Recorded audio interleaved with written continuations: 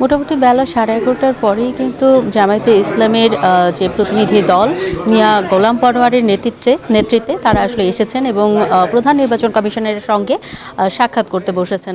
আপনি জানেন যে এর আগেও আসলে তারা বেশ কয়েকবার নির্বাচন কমিশনের সঙ্গে সাক্ষাৎ করেছেন, প্রধান নির্বাচন কমিশনের সঙ্গে সাক্ষাৎ করেছেন এবং শুরুর দিকে তারা আসলে গণভোটের বিষয়ে আলোচনা করতেন এবং তারা আলাদা দিনে গণভোট চাইতেন।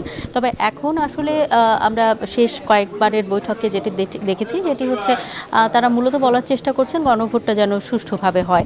আর কি বলবেন আসলে বা কি নিয়ে আলোচনা হলো সেটি আসলে এই তাদের যে বৈঠক সেটি শেষ করবার পরে তারা যে ব্রিফিং করবেন সে তখনই আসলে বোঝা যাবে।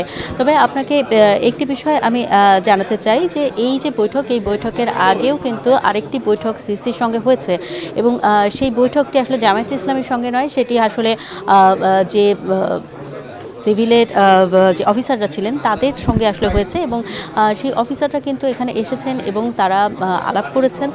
তবে কী বিষয়ে তারা আলোচনা করেছেন সেটি কিন্তু এখনও পর্যন্ত আসলে আমরা জানি না, কারণ তাদের সঙ্গে কথা বলতে চাইলে তারা কিন্তু কেউই কথা বলতে চায়নি। তবে একটি বিষয় নিয়ে আপনি জানেন যে বেশ কিছুদিন ধরেই আসলে এক ধরনের মতবিরোধ চলছে নির্বাচন কমিশন বা নির্বাচন কমিশনের যে সকল অফিসাররা রয়েছেন তাদের সঙ্গে যারা আসলে বিসিএস ক্যাডার রয়েছেন, বিশেষ করে যারা রিটার্নিং কর্মকর্তা হিসেবে দায়িত্ব পালন করবেন তাদের সঙ্গে। কারণ রিটার্নিং কর্মকর্তা হিসেবে জেলা প্রশাসক দায়িত্ব পালন করবেন নাকি নির্বাচন কর্মকর্তা দায়িত্ব পালন করবেন সেটি নিয়ে এক ধরনের বোঝাপড়ার বিষয় আসলে রয়েছেন। কারণ নির্বাচন কমিশনের পক্ষ থেকে অনেকেই চাইছেন যে নির্বাচন কর্মকর্তারাই আসলে রিটার্নিং কর্মকর্তার দায়িত্ব পালন করবেন। অন্যদিকে বিসিএস ক্যাডার যারা তারা আসলে চাইছেন যে জেলা প্রশাসক বা তাদের পক্ষ থেকে আসলে রিটার্নিং কর্মকর্তার দায়িত্বটি আসলে দেওয়া হোক, তাদের কাউকেই আসলে দেওয়া হোক। তো এটি নিয়ে আসলে এক ধরনের বাকবিতণ্ডা আসলে রয়েছে। আর আজকে বিকেল 3টায় তখন কিন্তু আসলে নির্বাচন কমিশনের যে অফিসারদের অ্যাসোসিয়েশন রয়েছে তারাও কিন্তু আসলে বসবেন।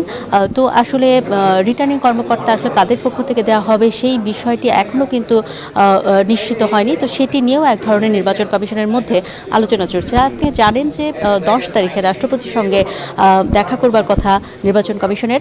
তো সেই দেখা করবার পরে আসলে যে কোনো দিন বা যে কোনো মুহূর্তে তফসিল ঘোষণা হতে পারে এমন আভাস তারা আসলে আগেই দিয়েছেন। তো 10 বা 11 তারিখে তফসিল ঘোষণা হতে পারে, সেই আভাসটি আসলে নির্বাচন কমিশনের পক্ষ থেকে আমরা দেখতে পাচ্ছি। এই ছিল আমার কাছে এখান থেকে সর্বশেষ খবর।